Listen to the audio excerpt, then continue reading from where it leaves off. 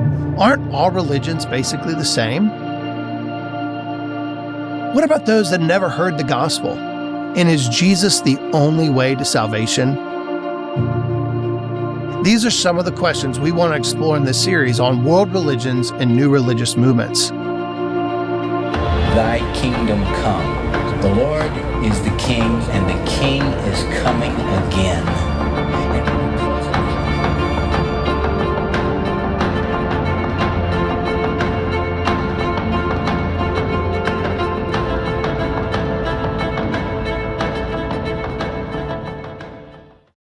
Buddhism is the fourth largest religion in the world with 500 million adherents worldwide. Siddhartha Gautama is the founder. While there's a lot of overlap between Hinduism and Buddhism, there is some distinctive features of Buddhism that makes it a distinctive religion or philosophy today. Buddhism is a reformulation of Hinduism. So in essence, what Christianity is to Judaism, Buddhism is to Hinduism. Siddhartha Gautama left a life of luxury and comfort to pursue enlightenment to become the first Buddha or enlightened one.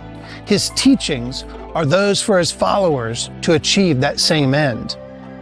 Siddhartha was born to a wealthy family in northern India in the 6th century BC, and his father sought to protect him from the cruelties of life. One day he ventured beyond the house gates and he came across what's come to be called the four passing sights.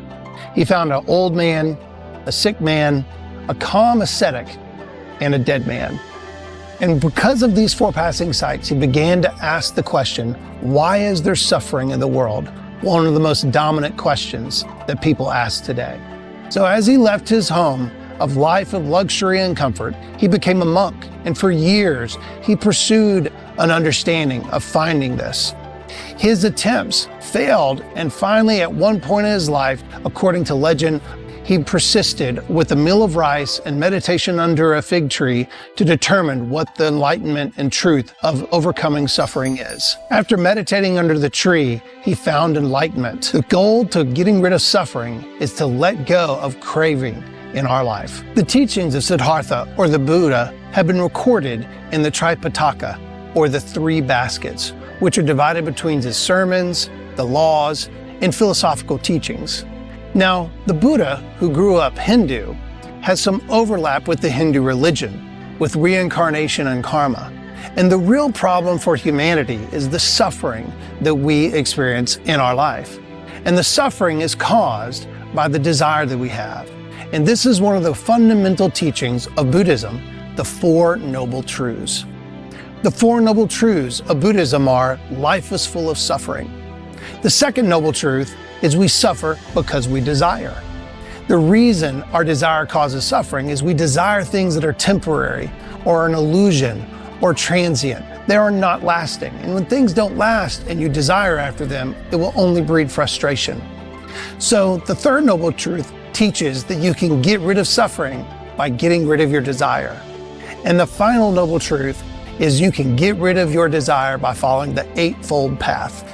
The Eightfold Path is the right view, resolve, speech, action, livelihood, effort, mindfulness, and concentration.